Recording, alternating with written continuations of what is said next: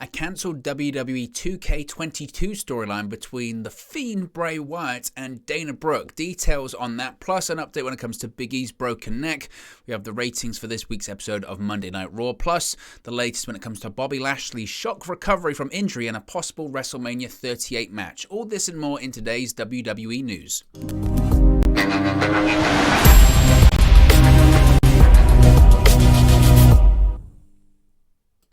Hey guys, welcome back to Wrestle News 365. Hope everyone is doing very well. As always, there are plenty of news stories to get into today, so let's start off talking about this scrapped WWE 2K22 storyline. And usually we wouldn't really lead with this because it's not really news in the sense that really affects, say, WWE programming or anything like that. It's just curious always to know what could have been. And what could have been is a storyline that saw The Fiend partner up with Dana Brooke. Yes, Dana Brooke, with Dana Brooke becoming The Fiend in WWE 2K22. This is just a crazy storyline. And again, it doesn't look like this was meant to cross over to WWE television, but you never know, right? That's always the crucial thing. You never know of these kind of stories and these kind of situations. So it's always just fascinating to know, as I mentioned, what could have been.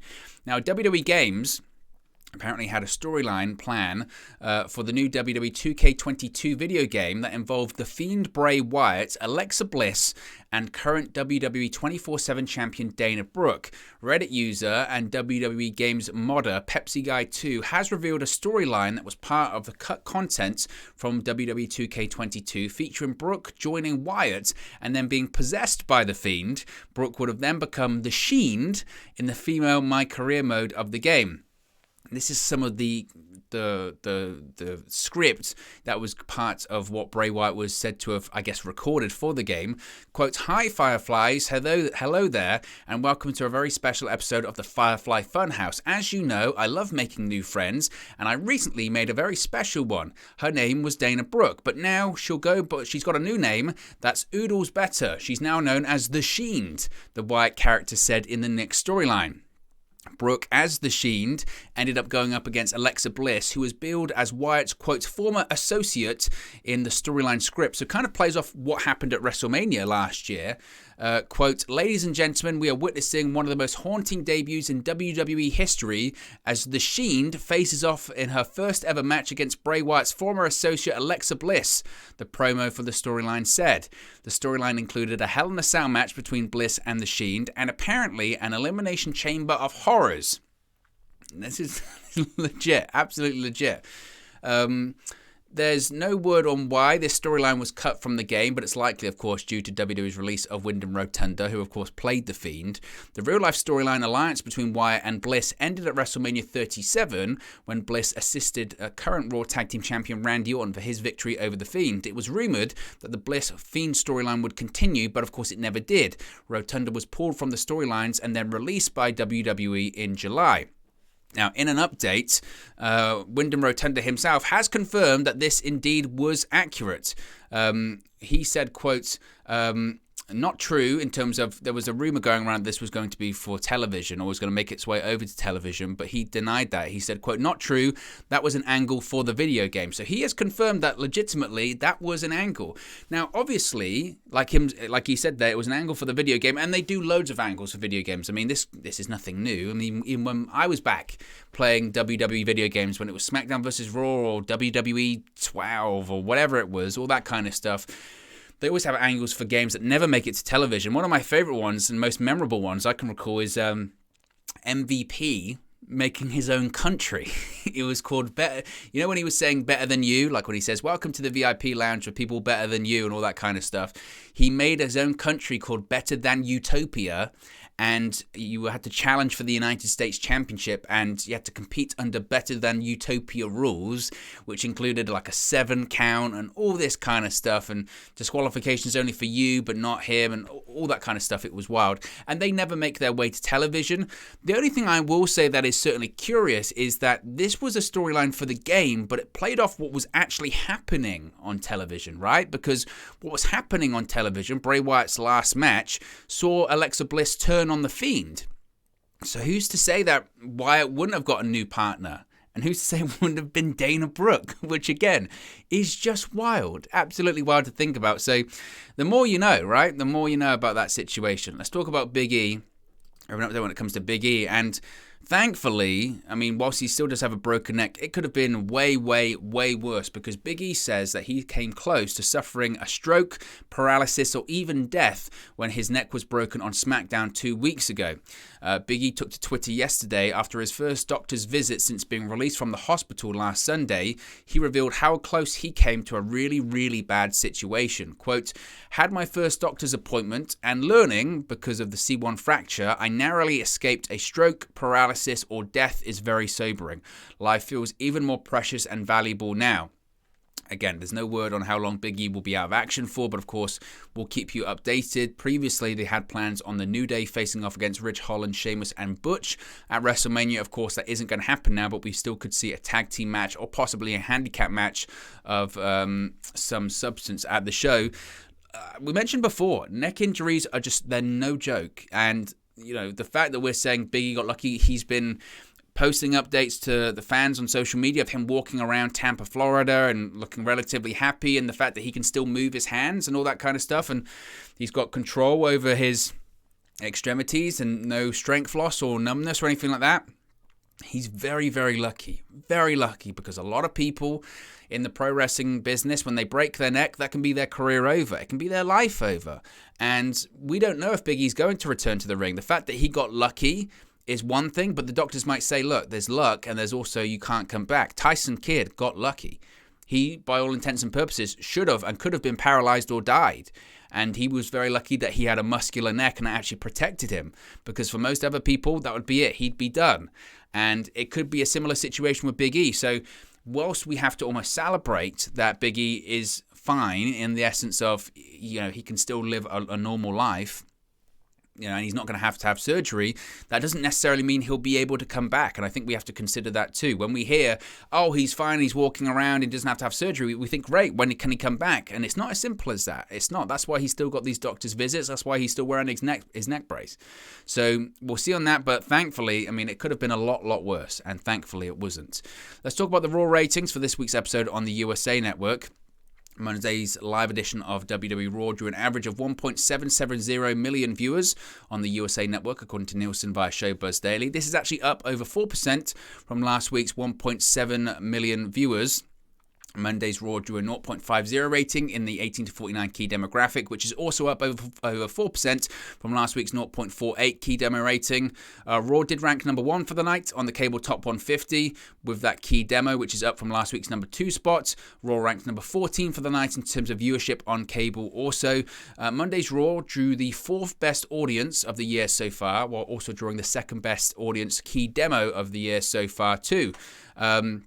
Raw viewership was down, though, just over 2.5% from the same week in 2021, so essentially flat. The key demo rating was down 5.6% from the same week in 2021, which again, probably about flat. The 2021 episode was the post-Fastlane edition of the show. So I think in terms of year-on-year, they'll be relatively happy with that, essentially flat. They'll be happy, of course, that it went up 1.7 going into Mania. I just remember a time that was catastrophic, but man, things have changed. Times change when it comes to television and all of the above. It is a very different time. But as I mentioned, I thought Raw was okay on Monday. Again, it's never going to be a perfect show. Never, because there are just too many segments. It's just too long. I thought the opening was good. I enjoyed the main event. There were parts in there. I enjoyed the Seth Rollins stuff as much as the storyline really does not make a lot of sense. I did enjoy it. So I think they deserve a bit of credit for that one. I do. Bobby Lashley. Of course, we know Bobby Lashley reportedly is scheduled to face against Omos at WrestleMania, but that depends on him being cleared. An update has emerged on Bobby Lashley's WWE injury status ahead of WrestleMania 38. Of course, Lashley picked up a shoulder injury at the Royal Rumble and was written off of television at the Elimination Chamber, where he dropped the WWE Championship. The former WWE Champion is reportedly working very hard to get medically cleared ahead of this year's WrestleMania event. Per PW Insider, Lashley was at the AT&T Stadium last week, the site of WrestleMania 38, of course, on April 2nd and April 3rd. The hope is that the former WWE Champion will get cleared in time for the event, but that's reportedly not guaranteed. So, I mean, I guess the update is that he's trying, and the hope is that he'll be cleared, but we don't know. I don't know. I don't think it's been confirmed if he did or didn't have shoulder surgery. If he did, I just find it staggering he would be able to be cleared in time and be able to make it back in time. It looks or sounds to me like, and I don't know this to be accurate, this is just a guess on my part, but he's probably rehabbed, and the hope is that he'll have surgery either after WrestleMania or at some point later on.